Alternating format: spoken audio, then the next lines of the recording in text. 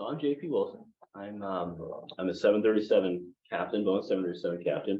I'm also the Portland base chief pilot with Alaska Airlines. I work at the airport. So that's where I spend most of my time. But when I go fly, I fly all over the place. I'm not from this area. I'm from Baltimore. So if I say use guys, that is an East Coast thing. So please don't hold it. Okay, I'll say that once in a while. And it's just sorry. So, but I'll talk more about myself. I'd like to introduce Stacia Hubbard. She's really the glue at Alaska Airlines, does everything, but I'll let her introduce herself and we'll go from there. Hi, my name is Stacia. I use she, her pronouns, and I am the manager of strategic sourcing and outreach, which is just a whole lot of words, but I have really, truly one of the most amazing jobs at Alaska. I get to work with youth who are looking at careers in aviation. And under my team is all of our pilot development programs, and JP later today will talk a little bit about those and opportunities for you to get involved right away. We also have a maintenance development. Just show of hands, is anyone ever aware that we have maintenance technicians on aircraft or at all interested in that? Any interest in that? A little bit? Okay. So that is another program we have, which gives you opportunities to go as a line maintenance technician, but also to your point, like your brother with electrical engineer, we have a lot of engineers in our maintenance area as well. So there's a lot of opportunities if you're somebody who's really hands-on, really likes to turn wrenches and work on, you know, if you like to work on your car, your bike, you may also like to work on an aircraft. So just keep that in mind. And then all of our internship programs. So we host internships for college level. And then is anyone in the aviation program that Hillsborough has? Of course, Hillsborough has. Okay, we do have interns from that program every year too. So lots of ways for you as a high school student right now to get involved with Alaska Airlines and look at careers in aviation soon. So I know it feels like, you know, it's forever away and it's like after college and all that, but we actually have programs that can get you from high school graduation into flight training within a month. It's like, it's pretty instantaneous. And like I said, JP will talk a little bit about Ascend. I did bring brochures. I'm not going to be able to stay the whole time. So take my card, and I know my backpack ended up somewhere. I think someone is up there. Someone stuck it, and I'll bring in some cards at some point. And so if you have questions about these programs, you can always reach out to me directly as well, or you can take our flyer and you can get more information. So I'm giving a little more than an intro, JP, just so that that's good. Can get all the information. Oh, sure. Yeah. It doesn't matter. So I'll bring the cards in and you guys can get them. And we did bring you guys treats today, so JP can pass those out at the end. So everybody, if you want one, can have a Alaska Horizon. So here's the deal with that though. We do not want to take that home. Yes. Okay, so please take all the free stuff, please, because we don't want to take that home because we got to put it in our back of our car and hold on to it. So free swag is good. So, cool. All right. So hey, so I'll just tell you kind of about me. So I grew up in Baltimore, Maryland. You guys know where Baltimore is, right? I hope. Anybody not know where Baltimore is? I grew up in Baltimore. Did you grow up in Baltimore? Oh, where? It was a long time ago. I was born in South Carolina, and then I moved up to Baltimore for like the first years of my life. And Really? In Virginia for my life. Oh, right. Okay. Well, we have a lot in common then, because I spent some time in South Carolina too. So, all right. So I grew up in Baltimore. You know, I didn't know anything about the West Coast, by the way. I didn't even know really what was out here and all that kind of stuff. But my dad, he was a business entrepreneur, and he used to go down to Miami all the time, right? And now, when I was your guys' age, the police, the firefighters, the common ones, right? You know, where we would come in, and that's usually the career path that people will do. So I'd see that, and it's like, well, that's kind of cool, but I used to go with my father to Miami on an airplane. I used to fly with him. He wasn't a pilot, but he would fly down to Miami all the time. And so he'd take me with him. Now, when I was in the airplane, I was like, this is kind of cool. Like flying really high. I always had to have a window seat. I love looking out and seeing all that you can see. I really like the food too. You guys like airplane food? Yeah. Is it okay? I thought it was awesome. I thought it was so good. And back then it was a little bit better than it is now. But I really enjoyed it. I don't know where it came from. I was really interested in it. And so I'm like, you know, I think this is kind of what I want to do. I don't know where it comes from, but how do you do it, right? And so my father and my mom, they were very supportive of me on the things that I wanted to do, but I never had the money, right? I grew up in Baltimore City, down the city. If you guys know about Baltimore City, it's kind of like Portland inner city, right? It's really hard to get resources and access to anything that you want to do and even get out of that environment. And so they were always very supportive, but I never had the money. You'll learn in this industry, the financial barriers to getting into this industry are very difficult. And we'll talk about that in a few, but so I was like, okay, I want to fly, but how do I do this, right? And so they're being in high school and somebody's like, well, you could just be a firefighter or a police officer. That would be the way. I'm like, oh, that would be fun, but I really want to fly. I mean, you took the Discovery flight and you got this little bug and you're like, okay, that's what I want to do, right? Okay, that was me. I didn't even take the Discovery flight. Well, yeah, you guys like Legos, right? You guys Legos? Yes. Okay, so I was building little Lego airplanes with wings and all that stuff because I just wanted to fly, right? And so went through high school. Now I was pretty gifted in athletics. So I think there's a baseball player in here? Baseball. Okay. I was a baseball player. Any basketball players? All right, cool. Very good. Very basketball, football. All right. Go Eagles. Right on. I'm a Ravens fan, so come on. That's why I had to say that. You had to say it. So I was a football, basketball, and baseball. Loved athletics. I also wanted to be a professional baseball player too. So flying in baseball, I was like, I'll take either one of those. Okay. I took my Discovery flight. So a Discovery flight is the first flight you take as a pilot, right? It kind of like, do I really want to do this and do I like it? And I took it and I was like, okay, I'm all in at this point. I love this. This is so much fun. So I played baseball, I was really good at that. And so when you start looking at colleges, which I think at some point you guys are going to start doing that, are you already starting to look that direction? Okay. So like, where do you want to go to school? I wanted to go to an aviation school because I figured that was the easiest way to do it. You go to an aviation school and then you become a pilot. That's all that I knew. But college is expensive. You guys, it's very expensive, right? And my parents did not have the money to send me to college. Now, I was lucky enough to have a baseball scholarship to go to South Carolina. So see, South Carolina, right? I ended up in South Carolina down there on a baseball scholarship. It did not pay for my flying, but it did pay for my school, which a 4-year degree is important. You guys agree with that, right? Some of you guys are like, no. Very important, 4-year degree, very important. So I went down there, I played baseball, and there was a little airport off to the side. I always wanted to fly, right? Remember, I always wanted to fly, it's just how do you do it? I took some of my scholarship money and I said, hey, I'm just go to the local airport and start to learn how to fly. And that's what I did. I remember going in there with, I think I had $2,000 that I wasn't supposed to take from my scholarship. And I said, I just want to learn how to fly. What can I do with this? And I think I paid for half my lessons as a private pilot. And then I ended up working at the airport. So my typical day at college was go to school, work on, it was computer information systems management at the time, so computer programming. Go to school today till 2:00, and then I go play baseball, which is fun. And then I go to the airport and fly, and then I work that night. That was like every day for me. Much different than what it is these days, right? But that was my day. I would work and I'd work myself up. So I got all my ratings that way. Okay, all my flight ratings. But then I ran out of money halfway through. And remember, we talked about the financial barrier of becoming a pilot. It's very expensive, right? And at the time I was coming through, the programs that Deja was talking about didn't even exist. So I had to kind of make it up on my own, right? And so I remember at one point talking to the manager. And I said, look, I run out of money, but I want to fly. I want to work for you. And at the time, the manager's like, hey, you're good kid. You worked really hard for me. So let me help you out. And he said, hey, look, you worked for me for 2 years. I'll pay for everything else. Now, who wouldn't take that deal? You wouldn't take that deal? Would you take the deal? Yes. Okay, I was about to say, you would take that deal? All right, so I took that deal. I said, yes, please. So boom, send me to school, got the rest of my stuff, all the way up to my CFI, which is your certified flight instructor rating, right? Where you can teach people how to fly. And I built my time up. I was an instructor there for about 2 years.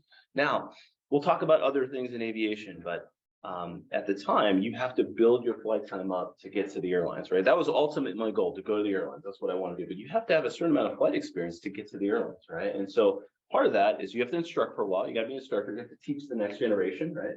But you can also fly freight. You can do charter, all these other things. And that's what I did. I did everything but pretty much banner towing. All right. So charter, you guys know about charter. You fly, if you're not flying the airlines, you're going to fly privately, right? And so a small little airplane, I would fly people to and from Florence, South Carolina to Charlotte, North Carolina. really cool, a lot of fun. I also flew freight.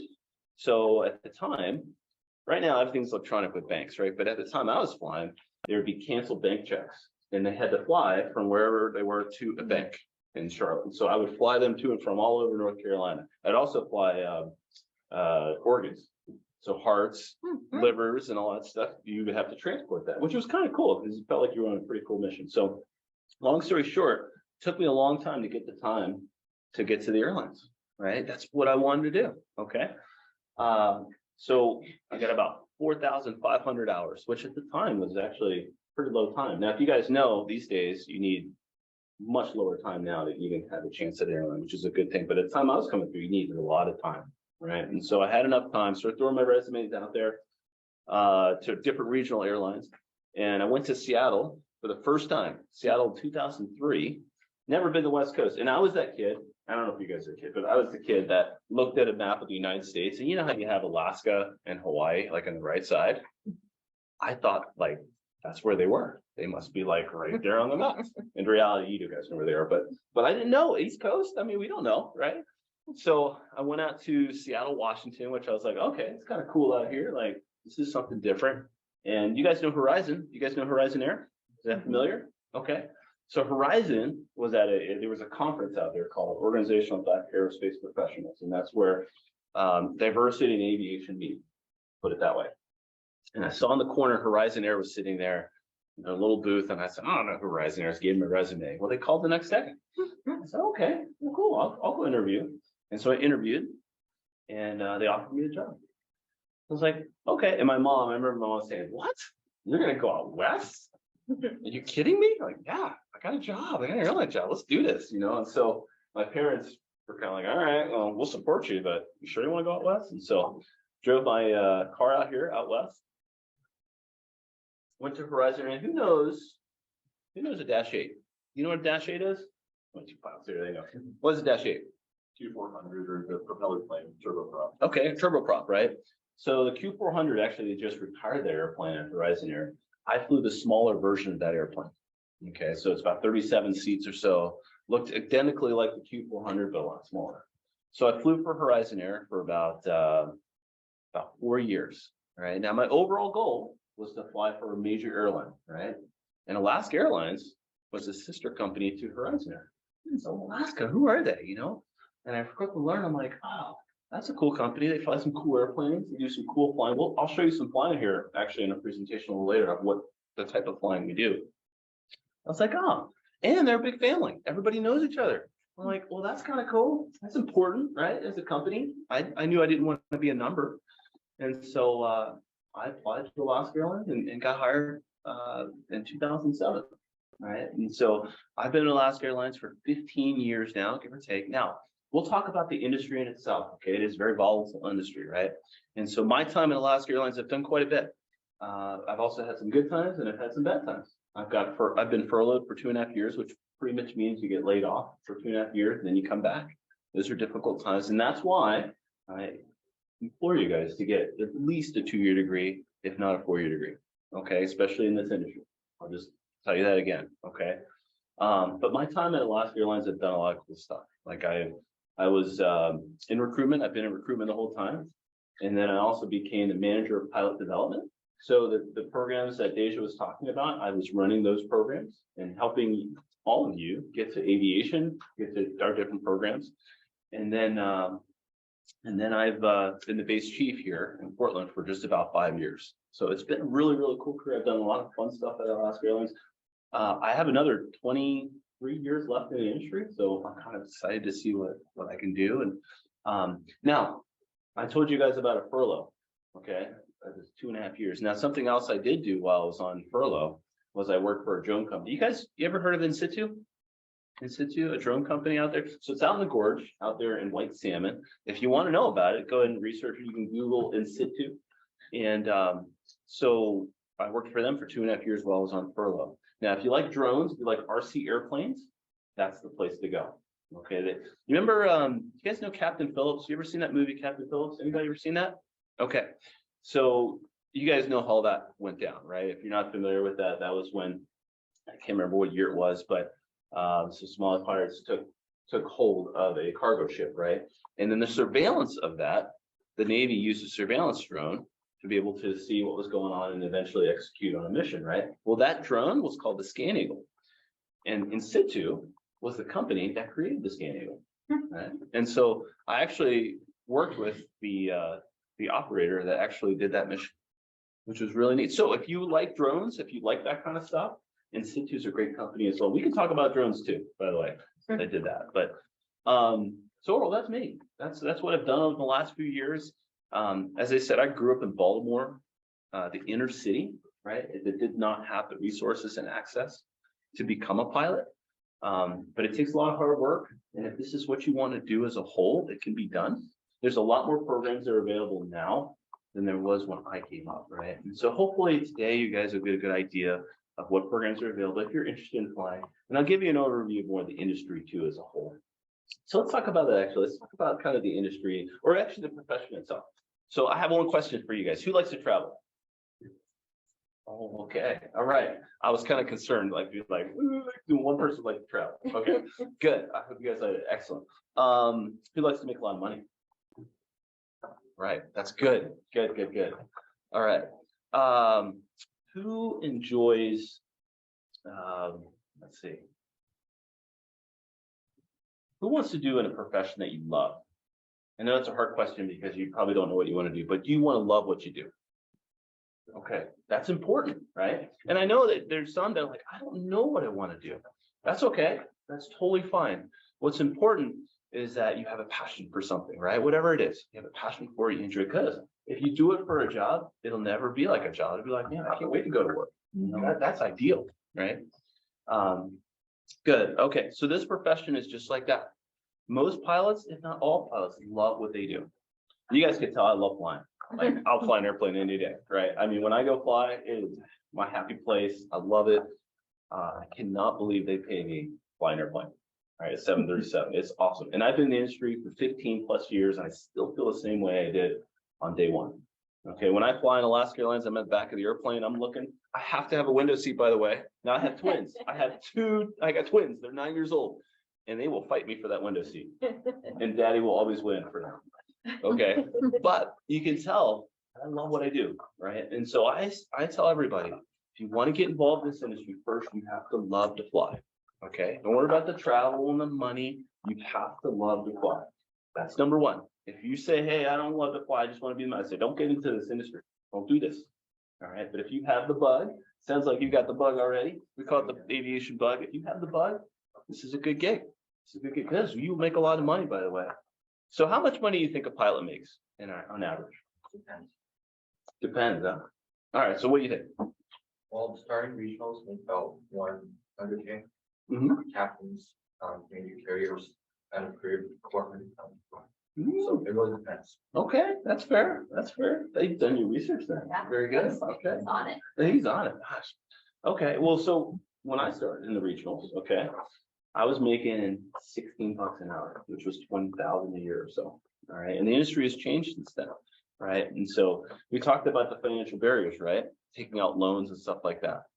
The industry pay is now where you can make up those loans very quickly. Right. In the long term, you can be quite well off. All right.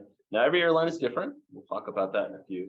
But overall, the industry, you can make a decent amount of money in this industry compared with the other professions. Okay. Now, the industry itself has its ups and its downs. All right. Well, I'll show you. There's a slide here that will kind of highlight that for you.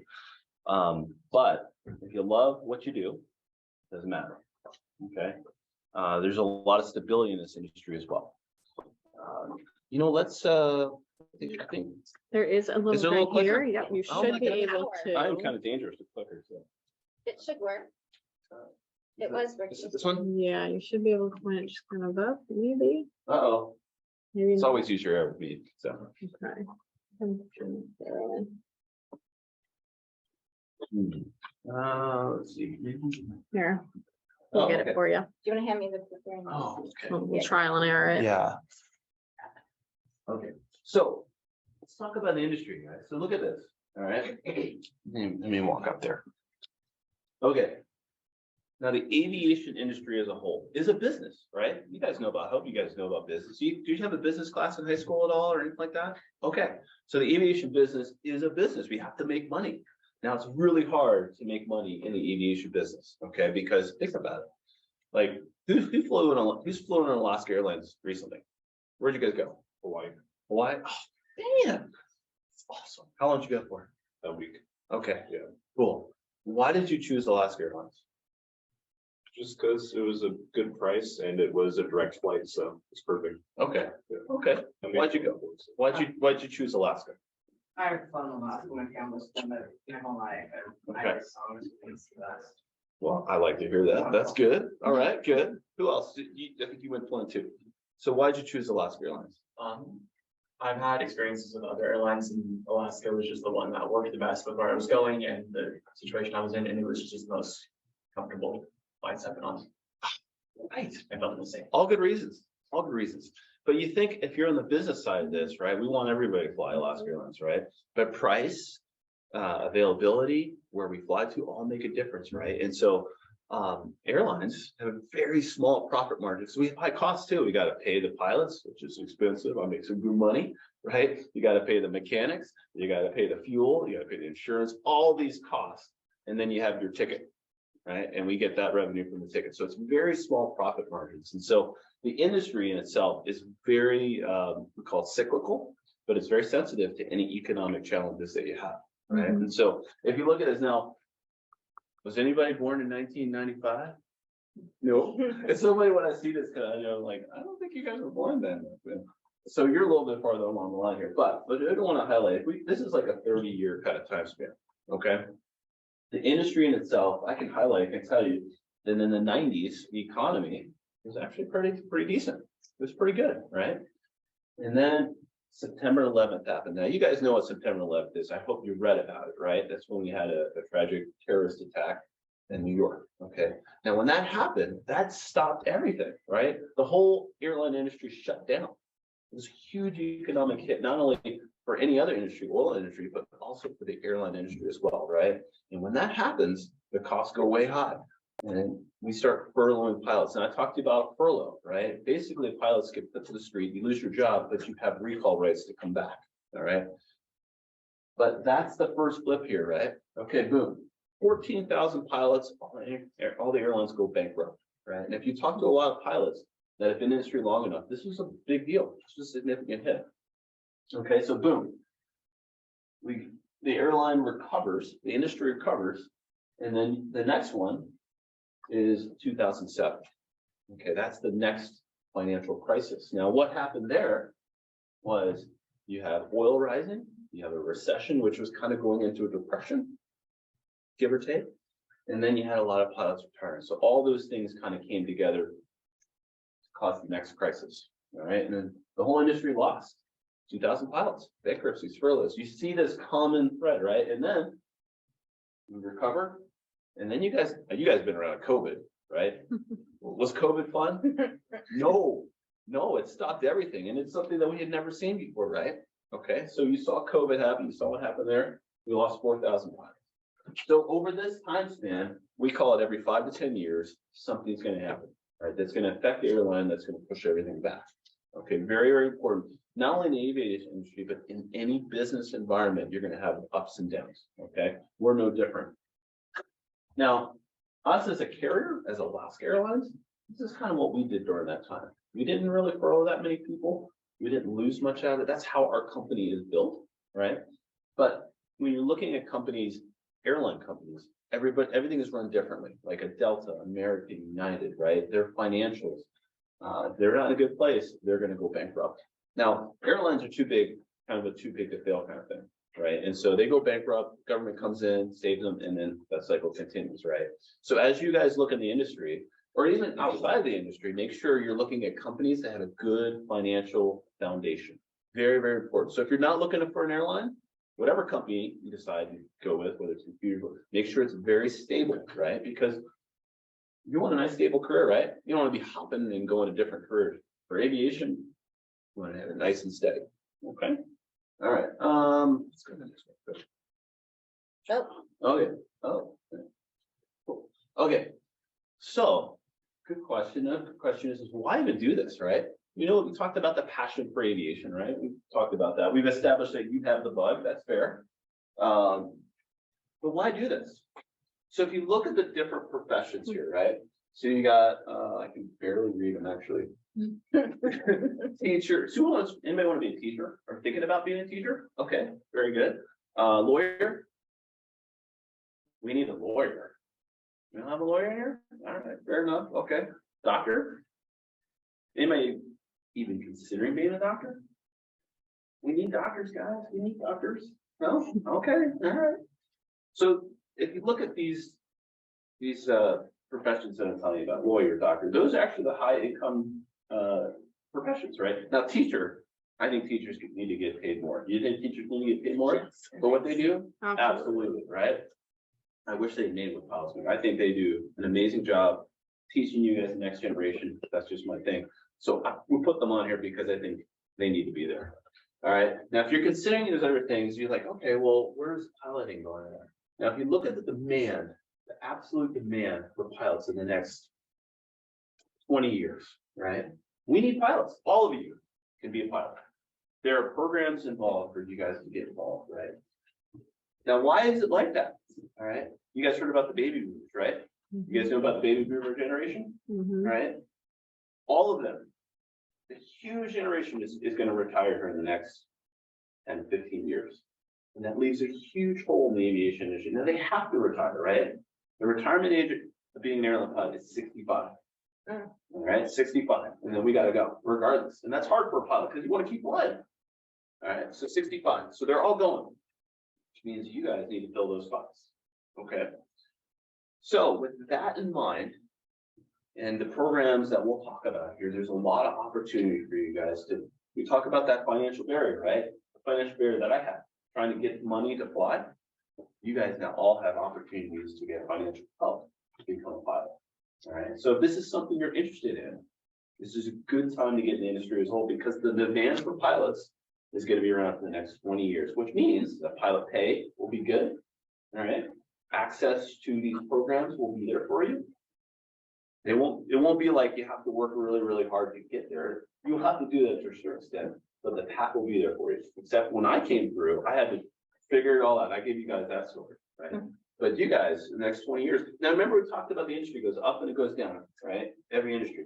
But with this demand, regardless of what happens to the industry, whether it goes up or goes down, this demand will always be there, which means that even in the downtime, there'll be jobs available for you guys. Now, this is just for pilots, okay? There are a lot of demand for other professions in the aviation industry, mechanic, who's talking about engineering? Can we talk about engineering? Yes, okay. We need aerospace engineers. That's a cool profession too, right? But when you compare this to the other professions, pilots in the long term make a whole lot more. Now remember, if you're a doctor, you guys all have gone to the doctor at some point, right? Those doctors have incurred quite a bit of student loans getting their education to become a doctor, right? And that's cool. I mean, I want my doctor to be very educated and know exactly what they're doing, especially in their profession, right? But they're saddled with a lot of student loans. And you guys will learn about, you guys know about student loans? Yeah. Hope you guys are well aware of student loans and how that works. Okay, it's a really important piece. I had a few student loans aside from my scholarship, okay? But when you come out and being a doctor or a lawyer, you're coming out with quite a bit of student loans. Then you gotta pay back, right? Now you're making a lot of money as a doctor or lawyer, but you have a long time to pay back those loans. As a pilot, you will take care of those loans much faster as a pilot. Okay, that's why I kind of highlight this, because if you're thinking about other professions, the career earnings for you as a pilot well exceed any of these professions that make a lot of money while doing what you love to do. All right, then that's a good one for you, because if you're like, I don't want to be a lawyer or a doctor, this is a great time to be a pilot, and this is the exact reason why. Okay, good. It's a good investment for you overall. Let's go to the next one real quick. All right. Okay. So I'll play this video. This is kind of like the beginning to Alaska. I'll tell you about Alaska Airlines as a company itself. So there usually is sound, but that's okay.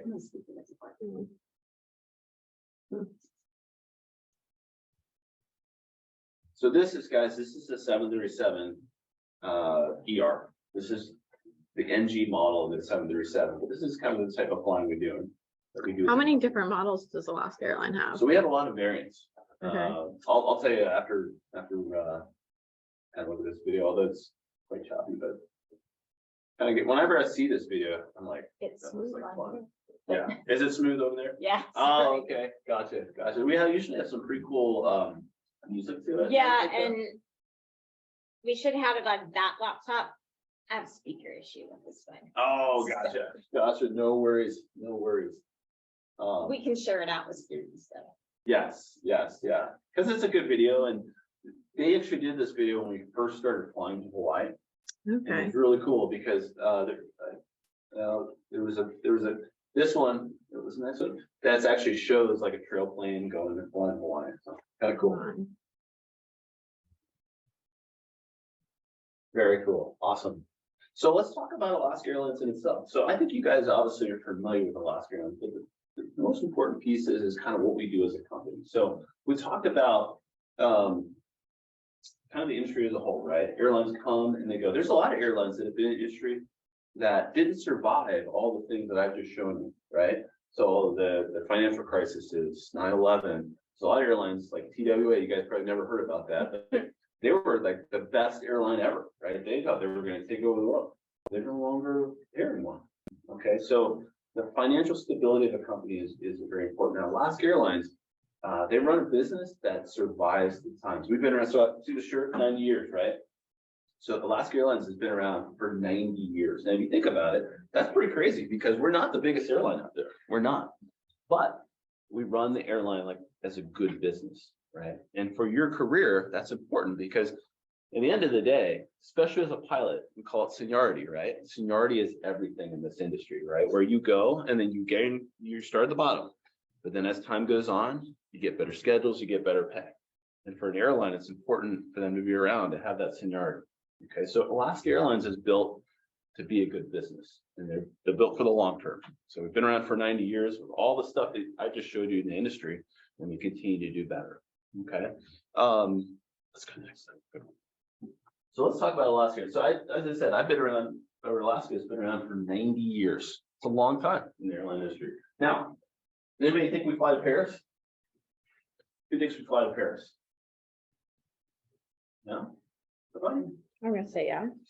I wish. They always see this and like, let's fly to Paris. No, this is Vegas. This is actually Las Vegas. Anybody been to Vegas? All right, cool. Yeah, we fly to Vegas all the time. But we fly a lot of cool places, you know, like there's two of our pilots right there. We have a lot of fun. San Francisco is my favorite airlines, and we have a good team. Okay, you want to work with some fun people, right? I hope some of you guys want to be up there. Very good. All right, so here's our history, right? Here's our history. Now, you guys know the West Coast. You've seen Alaska Airlines grow as you guys have grown up, right? I didn't have that luxury, right? I mean, I knew Alaska. They just fly in Alaska. That must be the case. No, we do a whole lot more than that, right? And so we used to fly to Russia. Wow. That's kind of cool. It's very innovative. We also used to be, we helped out with the Berlin Airlift back in the day.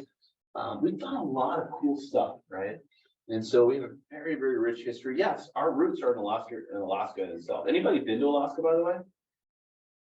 Okay, where'd you go in Alaska? It was on some cruise. Oh, okay. So you kind of went up through Southeast Alaska and stuff. Was that a cool cruise? It was all right. Yeah. I'm kind of a warm weather Caribbean kind of cruise kind of person, but I heard the Alaska cruise is awesome. Places like Juneau, Sitka, you go through, I assume they're really cool places. Especially, did you go in the summer? No. In the winter? Yeah. Yeah, so it's probably pretty cold, huh? Yeah. Yeah. But pretty cool. I mean, we fly some really, really neat places. So very, very rich history. This has been around for 90 years, and I mean, it's kind of cool to see where we're going to go from there. You can go that side. All right. So this is more of the recent history here. We actually merged with Virgin America, which is down in Southern or Bay Area, which created the airline we have today. We've run some really cool awards as well. And you can see right here, this is our CEO, Ben Minicucci. The cool thing about Alaska Airlines is that you could be walking around our corporate building and you'll see this guy.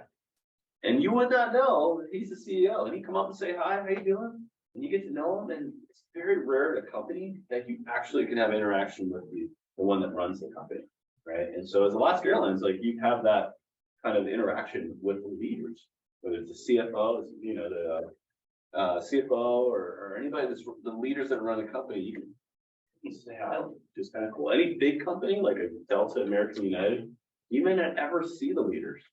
I mean, they wouldn't even know who you were. They'd be like, hi, I don't know you. Ben, I've talked to Ben many times. He knows who I am, he knows where I'm from. That is really unique about this company. I don't know, you guys have families, right? Okay, now is it important to you for everybody to know your name and have that kind of camaraderie? Yeah. Okay, that's us. That's what we do. I will know you as a base chief. I will know your name. I'll know what kind of dog you got. You'll know I got twins, all that kind of stuff, right? And so that's what's really cool about our company. Okay, can I ask? Alaska is the first airline to fly multiple flights fueled by used cooking oil. Correct. Yes. So Wait, we are very innovative. Okay. So part of this is sustainability. There's a slide on about sustainability, but we'll talk about that. One thing we want to do is be good stewards for our environment. I would say for you guys, is the environment important to you? Yes. Yeah. Okay. Yes. So part of our mission here at Alaska Airlines is to make sure they become carbon neutral and plus. Okay. And part of that is partnering with fuel or petroleum companies that are working to do the same thing and saying, okay, instead of burning regular jet fuel, is there other alternative fuel options? And there you go. So that's kind of the making. Right now they're in the testing phase of that. But if they can get to the point where they can burn non-jet fuel, that will help the environment big time, right? And so it's a big investment for a company to do that, right? It costs a lot of money. We have to take jets offline to be able to retrofit them to do that. But it's a commitment that Alaska Airlines makes in the industry as a whole as far as our carbon footprint and sustainability. I would assume sustainability is important to everybody here. You guys know what that is, right? Yes. Okay, cool. All right, good. Okay, let's all right. Now, every company has its values, right? Now, what's important, and at least for me, that these values kind of align with your own personal values, right? Okay, so any company that you're going to look at, okay, whether it's aviation related or whatever, they're going to have a mission statement, they're going to have the values. All right, what's important is that these values really speak to you. Okay, now these are our company values. Now, let me tell you this: own safety is number one. All right, now in the aviation business, do you think safety should be number one? Yes. I hope so. Is there Yes. anybody that thinks that shouldn't be? Okay, good. All right, so safety is number one. When you go flying Alaska Airlines, you want to know that safety is number one, that we're doing everything we can to get you where you need to go safely. So that's why it is a number one value. And we have an environment where anybody can say anything at any time on a safety related basis, right? So meaning when you get on the airplane, if somebody sees something that is unsafe, then we'll stop everything. We'll stop everything and get it checked out. All right, that is part of our values. The next one, do the right thing. All right, so who in here can relate to do the right thing?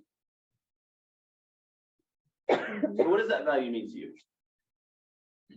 It sort of tips into owning safety, but it's just making sure that everything goes the way that it's supposed to without anything else being damaged in the process.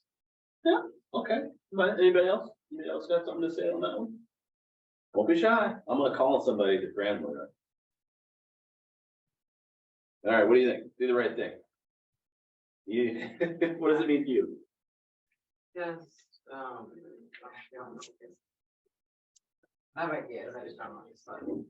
Well, let me ask this. Have you ever been in a situation where you could go left or right? And you're like, what do I do here? But you kind of feel that this is probably the right way to go, but it's not the popular way to go. Does that make sense? Yeah. Okay, so that'd be like doing the right thing. Okay, even if it's unpopular, right? And so in our values, that's what we're empowered to do, right? And so as a base chief, as I talk to my pilots, I have 440 pilots, right? And I say, hey, look, whatever you decide to do, just make sure you're keeping this in mind. If you do the right thing, you take care of our passengers or our guests, and in order of doing the right thing, I will have your back. You know, everybody's empowered to do that, right? And so everyone's in a position to do the right thing at any time, okay? So that's huge value for us, huge value for us. Next would be kind-hearted. This is kind of self-explanatory, right? I say, hey, look, be the best version of yourself, right? Is there some days, guys, where you're just like, oh, I don't want to go to school? Yes. Like he's here because he wants to just be out of school. Okay, that's fair, right? But be the best you can be, right? It's a great value. And I think when you come to work every day, some days I'm like, oh, I kind of want to fly airplanes every day, but that's okay. But you don't want to go to work, right? Love what I do and keep things in perspective and enjoy it while it lasts, because you may not always have that ability, right? So just be the best version of yourself every single day. Okay. Next one is, you can't see it, but it's called deliver performance. Now, in the aviation industry, let me ask you this: when you guys fly in Alaska or any airline, is it important that they be on time? Yes. Why is it important to be on time? I got somewhere to be. Got somewhere to be? Connecting flights. Connecting flights. Okay. You went to Hawaii, right? Okay. So we're like 3 hours late in Hawaii. Is that a good thing or a bad thing? Bad. Why is it bad? You Less made it time. there safely, right? Yeah, well, less time there. There you go. It's less time, right? Yeah. Digging in my vacation, right? So being on time is a very, very important piece, right? Okay, so we have a lot of processes in mind to keep the airline running on time so we can be the best out there and have the reliability that you guys expect us to have. Very important, right? Last one is be remarkable, right? It kind of goes along the line of being the best version of yourself, right? But I can tell you for an airline and for any business, as you guys go into the business world itself, who are we looking to hire? Who are they looking to hire? They know that you're going to be able to pick up being an employee, right? Like, I know you're going to be a good pilot. You're going to be a good pilot. I can teach you how to fly a 737 like no other. What I can't teach you is being about a good person and a good employee, right? And so I'm telling you that not only for Alaska Airlines, but for your life in general, be a good person. Companies are looking for good people. They can teach you the skills, but you got to be a good person. Do the right thing. All these values, right? That's what they're looking for. So I understand everybody's not here for aviation. But please take away from that companies are looking for good people. When you go to the interview process, they're looking for good people. Okay. You ready for the next? Yeah, let's do it. All right. So every airline, I told you, has a mission statement, right? Ours is really, really simple. It's like creating an airline that people love. You guys are totally getting an inside look into our company, by the way. This is really cool. This is awesome. All right. So creating an airline that people love, right? Now, look, I love to fly.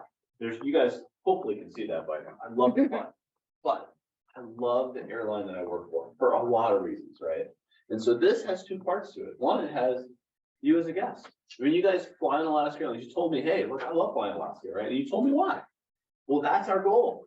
We want you to love Alaska Airlines for all that it's worth. Maybe the places we fly, the in-flight entertainment, anything and everything. You know what you're going to get with us, right? That's what we want. But on the employee side, when you come work for us, we want you to love it too. We have a lot of fun. We do really well financially.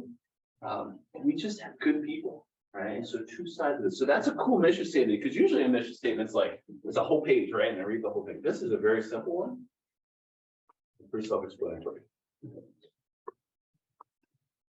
All right. Now, we talked about the industry in itself. All right. Now I see this room is really diverse, which is awesome. So if you guys were all pilots, right, this would be an awesome room, because diversity in the flight deck is key to our success. All right. Now, if you guys know this, back in the day, probably the 50s or 60s, give or take, the diversity in the flight deck was not there. For an African American or somebody of color to be in the flight deck was really not there. We were not even going that direction. It was actually, there's a few that said, hey, we don't even want that in our flight decks, right? So predominantly it was probably white males that were in the flight deck, right? Along the lines, there are a few trailblazers that wanted to change that, right? And that's a good thing. And they changed the industry. Now, what percentage do you think of the entire pilot group is people of color? What do you think? Tell me. 40. What's your guess? 10%? What do you think? 70%. 70? Okay. I made me high. Of people of color. 40. 40? 42? I'll take one more. I'd like 48 as well. Not 42, but 40% too. 40%. Okay, I think I'm tracking with you. In agreement. Exactly. Okay, I'll dig it. 60. 60? Okay. 3%. 3? 3%. Wow. Wow. Yeah, And that you said is in the industry? that's all pilots. Okay. That's Oh, all the pilots. Oh, I Pilots. think so. Yeah, now the industry, now our company is 19%. Okay. But all pilots, and maybe I should, all pilots, it's 3%. Wow. Now, let me ask you this. How about African or people of color that are female pilots? Oh my God, I have like Less than one. 0.5%. 0.5? What do you think? For the industry as a whole, Wow. Oh. 0.7. 0.7? Yeah. Anybody else? 0.1. 1%. Actually, 0.9. 0.9. 0.9. Okay. So you see, we have work to do there, right? We can be better at that for sure. As an industry and also as a company as well. Now, this is where our DE&I commitments come in. So you guys know what DE&I is? Do you guys know what that is? Who knows what that is? What does that stand for? Any guesses? No? Okay. Diversity, equity, and inclusion. All right, diversity, equity, inclusion. Remember that. It's very, very important for you guys. Okay. Now, I can see in this room, it's very diverse, right? And as a company, we want to create an environment that everyone belongs, no matter what you are, BIPAC, anything. Okay, where everybody belongs, and that's important to us as a company because there's a lot we can do. There's a lot we can do. There's a lot of change we can make. Okay, so we have made commitments as a company to make sure we ensure that we continue to move the company in direction to be a more diverse company where everybody belongs, and putting diversity into the flight decks as well. Okay, you can go to the next one. All right, now I told you guys about flying an airplane, right? All right, now I love flying. There's no doubt. You want to see us fly an approach into Juneau, Alaska? This is what we do. This is kind of the type of flying we do. So you did your cruise to Juneau. You're about to see us come down the Gastineau Channel. I hope this will play. I hope this plays smoothly. See if it'll play. I wish you had sound. That's okay. There's no sound, but okay. This is kind of sped up a little bit. But this is us flying into Juneau, Alaska. Now, if you've never been up there, you see the mountains on both sides. Mhm. Like that's kind of dangerous, right? There's the town of Juneau right there. This is where the cruise ships come in. The only way to get into Juneau is by cruise ship or flying. There's no roads that go into Juneau. Okay, this is us flying directly through the airport's actually right there. This is actually a really beautiful day in South. Just imagine doing this in some really bad weather. And then boom. Now this time we kind of do a little bit of a go around. And that's kind of sped when it's smooth. You're probably looking at it smooth on there. Yeah. So this is the type of fun that we have. Like I love doing this. This is a beautiful day, flying to Juneau. Sometimes we overnight there, so we get to kind of go around the town and stuff. But that's the type of flying that we do at Alaska Airlines. Now, no other airline does this type of flying, right? They don't fly into really difficult terrain and some nasty weather and stuff like that. That is very unique to Alaska Airlines. All right. We also do a lot of other good flying too. So let's go to the next one because there's another one. All right. Who's been to Kodiak, Alaska? Anybody? You've been to Kodiak? Mhm. Okay. What were you doing in Kodiak? Well, cruise and I was a travel agent, so. Oh, great. Okay. That's Awesome. it. So Kodiak is like way up there in Alaska, right? It's a beautiful island out there. Now, the reason why I say Kodiak is there's a bunch of Kodiak bears out there. Ton of bears, right? All right, so if you look at this, now I know you guys aren't pilots, I get it. My two pilots here, you might see something here, but what looks weird about it? Here's the runway, there's the airport, but what looks weird about this right now? Anybody, can anybody see it? We got For mountains, okay, well, where's the mountain? right, in front of it. So when you go missed, when we can't make it to the runway, right? If we went straight, we would go right into that mountain. That's not a good day. Okay. All right. Now, before we would actually come right about here, we make a left turn and we fly away to Anchorage, right? But if you click it, this is actually what we could do now as far as the technology we have. Now, you guys remember, you guys saw Top Gun 2, I hope, right? Yes. Yes. Okay. Keep that in mind when you see this. All right, boom, up, we go around, we call it a go around, we go mist. Instead of going that way, now we go this way. We go through this little canyon.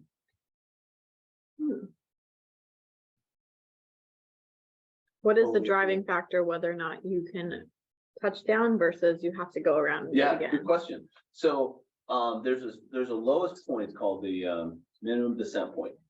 Where we can Okay. go as low as we can, and we have to see the runway at that point, Hmm. right? If we don't see the runway, poof, we gotta go. If we see the runway, we go land, right? So when you're sitting in the back, especially for this, if it was a really cloudy day, you would just see like us descending and see the clouds, and you would not know like where we were on the approach. And so if we go, whoop, we do a go around, you'll feel the engines come up and we fly out, or we see it and we continue to land.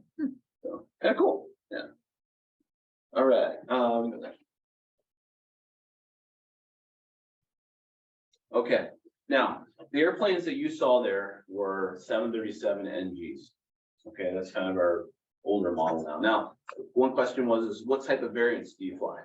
Okay, so this is what we fly. So we fly the 737-700, okay, which is small 737. We call it the sports car, the smaller 73. We fly the 737-800, which is a bigger model. If you went to Hawaii, most likely you flew on the 737-800. It's a little bit longer, has good range. We also have the 737-900. We have the ER model, which is the extended range version of that airplane. It's a stretched out model airplane. Carries about 178 people, which is our bigger model. And then we have the 737 MAX. Now, you guys have heard of the MAX? 737 MAX? Okay, that is the newest Boeing 737 variant. Very cool airplane. It's very fuel efficient, good technology. That's the newest type of airplane. Now the variants we have on that is the 800, the 900, and we'll have the MAX 10, which is the biggest airplane of the 737 family. Right? And so this is kind of like what we're looking at for the next 7 years on how many airplanes we're getting on the MAX itself, right? And so this is growth in the airline. We're going to have 251 MAX airplanes by the year 2030. This is a lot of airplanes, right? When you guys fly in the MAX, you'll notice a difference. It's more comfortable. It flies very smoothly, all that kind of stuff. If you're going to the islands, if you're going to Honolulu or Kona, you'll most likely fly in a MAX. You know, and it smells like a new car smell, by the way. By the way, when you take a new airplane, like brand new from the factory, it's like getting a new car. Oh, yeah. It's really cool. Everything's like all clean and nice until we get in there and start making a mess. But no, we have a lot of cool airplanes coming, and it's for the foreseeable future. We'll be getting a lot of 737 as well. All right, so we talked about sustainability, right? Okay, sustainability. This is what we do. Now we talked about like the fuel part of it and even the winglets and all that kind of stuff that helps. But what you don't realize is on the ground. So if you have been in Alaska Airlines, right? And you look on the ground, you see the tug, you see the ground service agents, you see the tug that goes up and takes your cargo. All that stuff is electric. Okay, we're not burning fuel, which is really, really cool, right? And so this is all of us getting to the point to where we can be carbon neutral. Okay, like our ground power, so when we get in, they put power in the airplane, all these things add up to us lessening our carbon footprint. Okay, so next time you go to the airport, go look at the window and look at the tugs and look at the pushback. All that's electric. Okay, pretty cool. So it's our commitment to sustainability, which is a constant thing, right? And then biofuels, I think at some point that will be kind of the normal deal. Do all the airlines have ground stuff as electric or no? No, they don't, because it's a huge investment. It's costly. You know, to get an electric tug, it's expensive, right? But it is the right thing to do, right? Do you ever think there'll be fully electric planes? I do. As a matter of fact, they have one that they're testing currently right now. Now there's a few things with electric airplanes, right? Okay, so the ability to charge generators. So if you're into engineering, that's kind of your field right now. It's trying to figure out how to make them efficient and worthy enough to fly passengers and all that kind of stuff. But yes, I think electric airplanes will be in the mix at some point, whether it's either commercial airline or even just general aviation.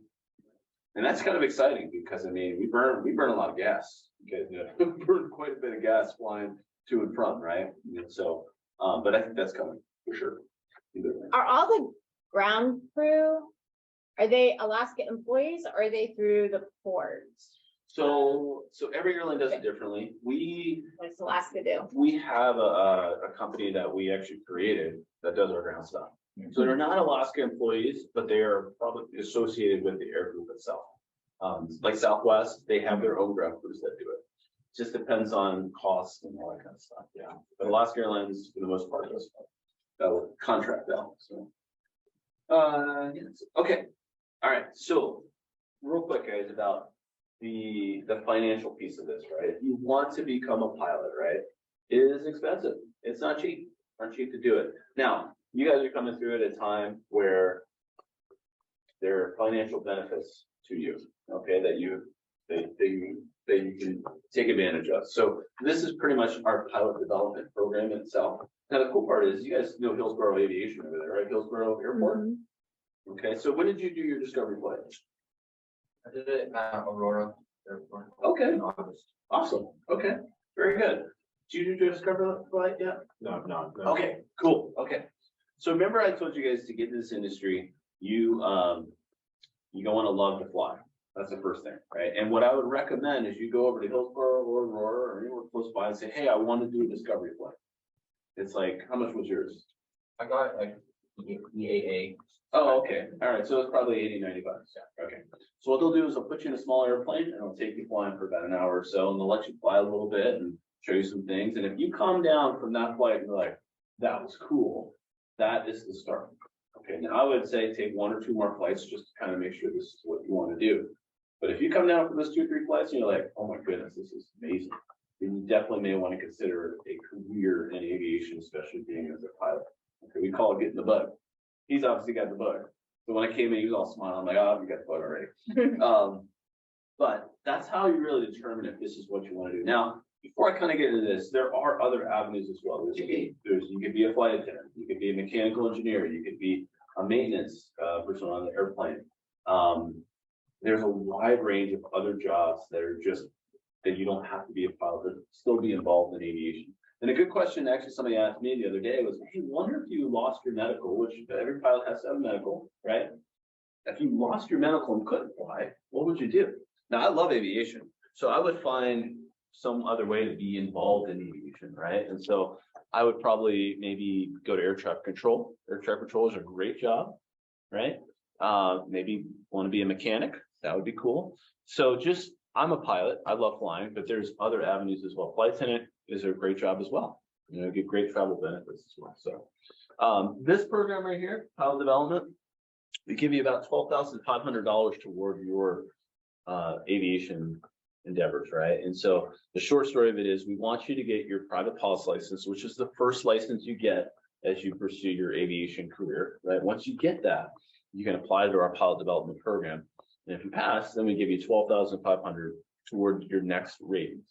Okay, which is $12,500 is pretty good, right?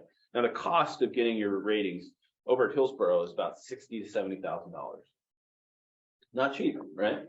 Not cheap. So the $12,500 will help you kind of stipend that a little bit. Okay. Is there a minimum age for getting your private pilot's license? Yeah. So I believe it's 17 years old. I think so. You can solo at 16. Okay. Now, if you do it right, as soon as your 16th birthday comes, you can solo, and then when you're 17, you can go take your check ride and go fly. So I guess, can you do anything towards solos before you're 16? Absolutely. What? At any point in time, you can go fly with me, right? And I'm an instructor, so you can log that time toward your total time. So you have to have minimum of 40 hours to get your private pilot's license. Most do it in about 50 to 60 hours. But if you want to go fly now and start logging time, especially if you fly with an instructor, absolutely. And a lot of people do that, you know. But it's a good program. We partner with Hillsborough Aviation over there, and we also have a thing called the Ascend Academy as well. And Dave, there's cards up here for that. That'll describe that. But there's a lot of good avenues to get involved in aviation. But I think the first step is for you to go do a discovery flight and have a little fun with that, for sure. Okay. I'm good next one. And here's a QR code for the pilot development program. You guys can do that. Just kind of a question relating to, I guess, getting into the career. What about pilots already have an existing license, like coming from the Air Force or other airlines? What does that look like, that process? So it's very simple. When you're in the Air Force, you usually get all the pretty much FAA licenses through that, right? When you come over out of the military world, it easily transfers over, right? And so to be an airline pilot, you have an airline transport pilot certificate. That's like kind of your doctorate of aviation. You get that when you go to the airline. They get it if you're coming out of the military. So that's another avenue as well. If you want to be a pilot, you can go to the military. U.S. Air Force is good, Air National Guard. They got to hire you on. But that's a good avenue. There's a pilot shortage there as well. So that's a good opportunity. I was going to go to the military because I didn't have the money to do it until I got the baseball scholarship. Because they pretty much paid for all of your flight stuff. And if you want to serve, that's a great avenue to do it. I personally wanted to do that, but I also wanted to play baseball too. And I played baseball and that it worked out for me that way. But if I had not done that, I would have probably done the military route just because I wanted to serve the country and fly airplanes. So good question though. Let's go to the next one real quick. That's it. Okay, good. All right. So what questions do you guys have? It was a lot of information. We have a lot of time for questions and all that fun stuff. So I want to answer anything you have. Are there any jobs outside the aviation business that this could like help experience with? Yeah. So I mean, like, okay, so I'll use myself as an example. When I got furloughed, right, I couldn't fly. I was like, and if flying is a very specific skill, right? Here's a funny story. Is when I got furloughed, I'm like, well, I could get a job anywhere, right? I used to work for Target when I was your guys' age, actually. I'm like, well, I can go back and work for Target, right? So I put a resume together, gave it to Target, and they were like, no, we're not gonna, like pilot, like what? So it's a very specific skill. But as a pilot, you are a manager, right? And so there are jobs out there that do want managers, right? And so as a captain, I'm pretty much the CEO of the airplane, right? I'm in charge of everything. And so if I wanted to go get a job that was a manager experience, I could easily make the argument and say, hey, look, I manage a lot of people on my airplane and we do it safely, right? And so it translates well over to anything in leadership, which is good. Yeah. Technical fields too, if you have a maintenance background, I think it translates well over there too, because part of becoming a pilot is you get to know everything about the airplane systems, hydraulic systems, electrical systems, all that kind of stuff, right? So that's part of it as well. So getting to the job, like once you get a job, or just in general having a job with a boss, so what did your schedule look like on a monthly basis? Great question. Oh, awesome. Okay. Now, what I forgot to tell you guys too, the typical path to get to a major airline is you get your flight ratings, right? You should go to a regional airline, and then you get to the major airline, which is Alaska, major. So that's kind of typical route. But the schedules, you first start out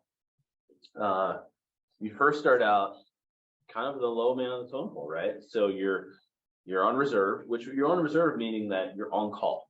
Okay, you're on call for a few days. So this month, I might be on call 5 days or 6 days, 4 days a week. Okay, which means I just kind of sit at home, and if they call me, I go fly. I got to be at the airport within 2 hours. If they don't call, I got the day off, right? And so the hard part about that is you're kind of like, it's hard to plan. It's hard to plan for anything, right? Because they could call at any time or a certain time period. The good news is if they don't call, you get a day off. Now, the typical days off per month on the low end is about 12 days off. Okay, so a typical reserve period would look like 5 days on, 3 days off, 4 days on, 2 days off, that kind of thing. Okay. Once you start getting seniority, we talked about seniority and how that works, then you start getting a schedule. So now you have a schedule. So you're like, okay, in a whole month period, now I get 15 days off, half the month off, and I know when I'm flying. So I know I'm going to fly Monday through Wednesday or Monday through Thursday, and then I have the weekend off, and then I do that, so you have a more predicted schedule, right? And you fly many places. You can fly wherever you want to, okay? As you become more senior, you get more days off. So myself, a good example would be, is if I was flying we call it the line full time, I would get 17 days off and fly like, we call it 2 or 3 day trips. We'd be gone for 2 or 3 days at a time, maybe gone for 4 days and have 4 days off. Now, in comparison, right? So you 9 to 5. Mhm. Okay. How many days off do you get per month? If you can figure it out. You get the weekends off, I guess. 4, 6, 8. 8 days off a month. Yeah, Okay. 8 to 10, like. 8 to 10. There's- Yeah. There's 4. 4, 6, 8. Yeah. There's 4 weeks. Yeah, 8. Yeah. Okay. All right. So if you compare that to just when you first start out, you're going to have 12 days off per month, right? Now, another question. Do you do emails on the days you have off? Do you do anything work related on your days off? I don't. So, okay. Yeah. All right. So that's the hard part. I do that too. I'm a base chief pilot, so I work kind of a 9 to 5 thing. So even though I'm off, I'm working, I'm thinking about stuff, right? As a pilot, when you're off, you're off. You don't have to think about flying. You don't have to do anything associated with it. All right. Which is a really cool benefit. So that gives you kind of an idea, and it gives you an idea of a lot of jobs that are 9 to 5 and the days off they have. And then as a pilot, how many days off you get. And the biggest thing is that when you're off, you can do whatever you want. You don't have to do anything. When you're on your schedules, do you like, you're on call or whatever, Mhm. do you have certain days that are just off that you know you're gonna have off? Correct. Yeah. So as I said, on the reserve days, so okay, example would be, okay, if I'm on reserve today, right? I just have to have my phone and I just answer the phone call when they call. Because they may call and say, hey, we have a flight for you. Okay. But for me, if they don't call, I'm at the gym, I'm doing whatever, I'm having fun. It's a day off, which is kind of cool. This is so off topic, but like, That's I okay. just gotta add, how much do you bench? Good question. I'm probably at 225 right now, but now I'm 43 years old. If you go back like 10 years, I could do 275. But I've gotten older and it's just, you lose some of that as you go, but I play a lot of racquetball and I play a lot of pickleball and I still try to stay active. So yeah, but good question though. I haven't got that question before. So, but no, it's a great profession. It's a lot of fun. And actually, along those lines, so as a pilot, you get to fly to different places, right? And you get an overnight. So we may fly to Hawaii. Okay, we have usually 24 hours in Hawaii. All right. Now, when you're in Hawaii, it's your time. You can do whatever you want. So what I would do, this is what I do in Hawaii, Honolulu specifically. I would land in Hawaii, go to the hotel, I change into some swim trunks, I go out and surf for 2 hours. All right, and then I have fun doing that. Then I would go and I go play pickleball for another hour or two. I go work out, and then I go get a cool dinner, like maybe some fried rice or something like that. Wake up in the morning, maybe get a little stretch in, do some working out, and then I go fly. It's really cool. So staying in shape and working out, you have all the access. You don't have anywhere to be. If you like to surf or do stuff, you can do that too. But that gives you kind of a glimpse of when you're, and hey, I'm getting paid, right? So does that make me professional, like something? But you can have some fun. You can make it fun, right? Now, the only thing about flying is you are gone. You are away from your family. That's the hard part. All right. So when you're gone, you're gone. Alaska Airlines, if I'm gone for 3 or 4 days, I'm gone for 3 so Monday through Thursday, I might be gone. All right. And so you tend to miss things like a birthday here or there, or something like that, which can be difficult, especially if you have a family. Right? The good news is you can kind of manipulate your schedule a little bit. You can trade. You can say, hey, I need those days off. So you can kind of bid around, and we bid on a monthly basis. But that's the one thing about this industry that's difficult. We do very, very well, but there's sometimes you're just not going to be home for some things.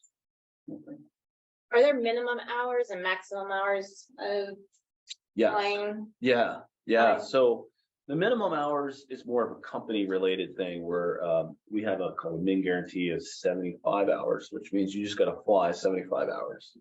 You can fly less than that, but we encourage everybody to fly at least 75 hours. There is a maximum to it of 100 hours per month because The FAA limitation to that is 1,200 hours a year.